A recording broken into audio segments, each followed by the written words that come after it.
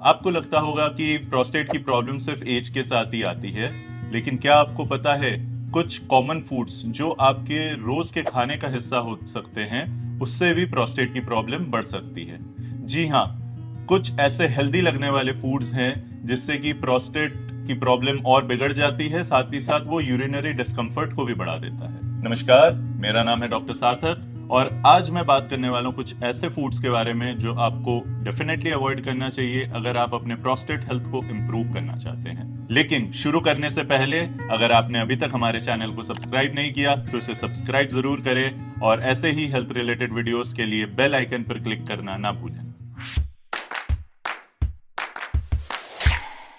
देखिए, आमतौर पे लोगों को यही लगता है कि प्रोस्टेट की प्रॉब्लम 50 या 60 की उम्र के बाद शुरू होती है, लेकिन ये भी जानिए कि आपके रोज के खाने में भी इसका डायरेक्ट कनेक्शन हो सकता है जो आपके प्रोस्टेट हेल्थ को इफेक्ट कर रहा है। और इंटरेस्टिंग बात यह है कि रोज के हेल्दी लगने वाली चीजें भी जैसे सोया, डेयरी प्रोडक्ट्स, गुड़, ये भी कहीं ना कहीं साइलेंटली आपके प्रोस्टेट की हेल्थ को डैमेज कर रहे हैं।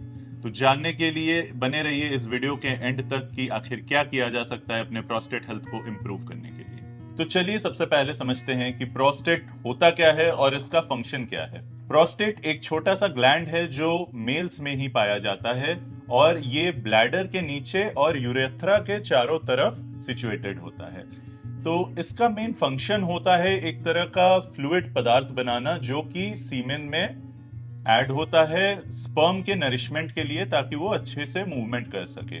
तो बेसिकली ये मेल रिप्रोडक्टिव सिस्टम के लिए एक एसेंशियल ग्लैंड है। एनलार्ज प्रोस्टेट के सिम्टम्स क्या होते हैं? प्रॉब्लम तब आती है जब प्रोस्टेट का साइज बड़ा हो जाता है, वो एनलार्ज हो जाता है और इस कंडीशन को कहते हैं BPH यानी कि बिनाइन प्रोस्टेटिक हाइपरप्लेशिया। इसके सिम्टम्स क्या होते हैं? इसके सिम्टम्स होते हैं बार बार यूरिन आना। आपको फीलिंग आएगी कि बार बार यूरिन आ रहा है, भले ही आप थोड़ी देर पहले गए थे, स्पेशली रात में।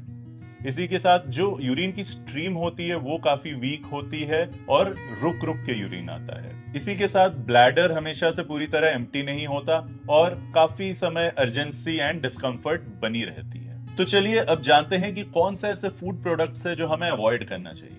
Number 1, full fat dairy products. Full cream milk, full fat butter, full fat चीज या क्रीम, ये जो डेयरी प्रोडक्ट्स है इनको अगर ज्यादा अमाउंट में लिया जाए तो ये आपके BPH के सिम्टम्स को और बिगाड़ सकते हैं।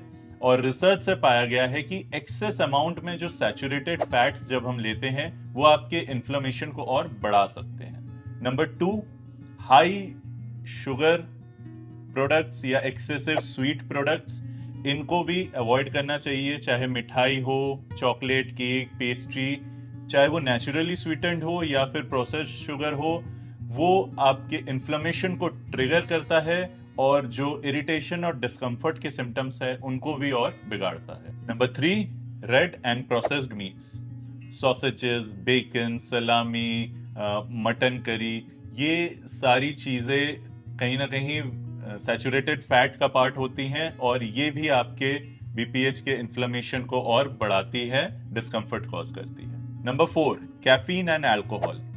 कॉफी, टी, बियर, विस्की, ये सारी चीजें डायूरेटिक्स का काम करती है। इनको लेने से बार बार यूरिन आता है जिसकी वजह से आपके जो डिस्कम्फर्ट और इरिटेशन के सिम्टम्स है वो बढ़ सकते हैं। And number 5, refined carbohydrates, white bread, white rice, potatoes, banana in axis quantity, ये सारी चीजें आपके शुगर को स्पाइक करती है जो कि आगे चल के आपके यूरिनरी ट्रैक्ट के डिस्कम्फर्ट और इरिटेशन को बढ़ा सकता है। तो आखिर क्या खाना चाहिए?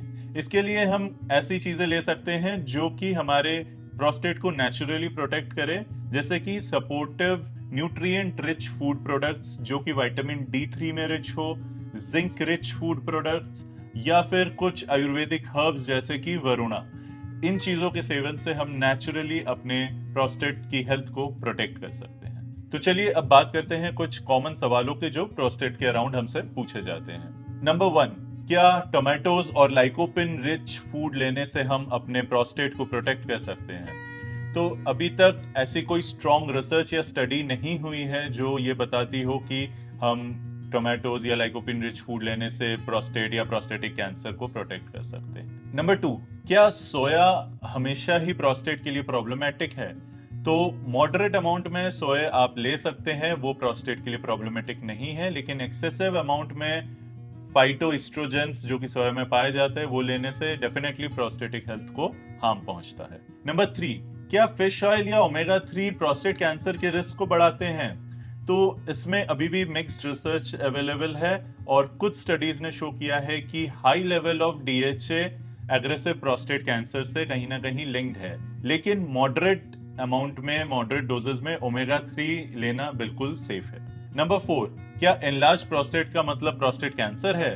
तो नहीं, ऐसा बिल्कुल भी नहीं है। बीपीएच एक बिनाइन कंडीशन है जो कि कैंसरस नहीं होता है, लेकिन दोनों के सिम्टम्स लगभग सेम होते हैं, इसलिए टाइमली चेकअप बहुत जरूरी है। तो दोस्तों, आज आपने देखा कि सिर्फ एज ही नहीं बल्कि खाने पीने की छोटी छोटी सी आदतें भी हमारे प्रोस्टेट की प्रॉब्लम को बढ़ा सकती है।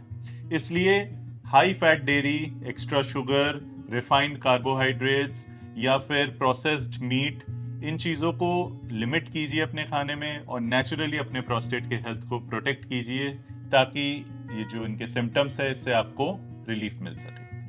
अगर हमारी ये वीडियो आपको इन्फॉर्मेटिव लगी हो तो इस वीडियो को लाइक, शेयर और सब्सक्राइब करना ना भूलें। धन्यवाद।